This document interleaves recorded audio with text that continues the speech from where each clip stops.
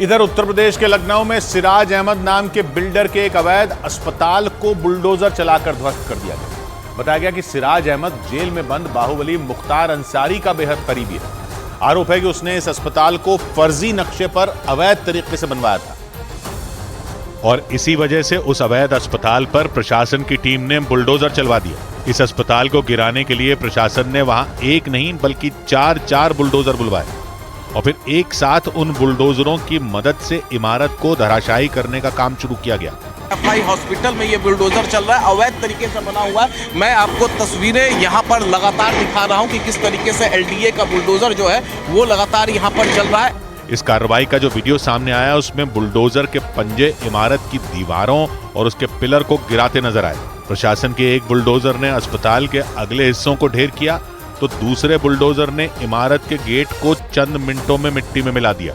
इसी तरह बाकी के दोनों बुलडोजर भी इमारत की एक एक ईंट उखाड़ते रहे। लखनऊ विकास प्राधिकरण की तरफ से की गई ये कार्रवाई सुबह करीब 9 बजे शुरू हुई और महज 1 घंटे के अंदर ही अस्पताल का पूरा नक्शा बदल गया और प्रशासन की इस कार्रवाई की वजह से वहां हड़कंप मच गया। जानकारी के मुताबिक मुख्तार अंसारी के करीबी बिल्डर सिराज अहमद के इस अवैध अस्पताल में कोचिंग सेंटर चलाया जा रहा था और इसका पता चलते ही प्रशासन फौरन एक्शन में आ गया। जांच शुरू हुई तो पता चला कि पूरी इमारत ही अवैध तरीके से बनवाई गई है। न तो इसका नक्शा पास करवाया गया था और न ही अस्पताल बनाने की मंजूरी ली गई थी और तो और इस इमारत में अवैध तरीके से काफी वक्त से कोचिंग सेंटर भी चलाया जा रहा था। इसके बाद फर्जी नक्शे पर बने अस्पताल को प्रशासन ने पिछले महीने की 24 तारीख को सील कर दिया। इस तरीके से एफआई हॉस्पिटल का नक्शा पास नहीं था और अवैध तरीके से इस अस्पताल के अंदर कोचिंग सेंटर चलाया जा रहा था। बाकायदा प्रशासन की तरफ से बिल्डिंग को 5 जनवरी के दिन ध्वस्त करने का एक नोटिस भी चिपकाया गया। मतलब इमारत को सील करने के बाद प्रशासन ने बिल्डर सिराज अहमद को 12 दिन का वक्त दिया था। बुधवार और गुरुवार को अस्पताल की सील खोलकर अंदर से सामान निकालने की छूट तक दी गई।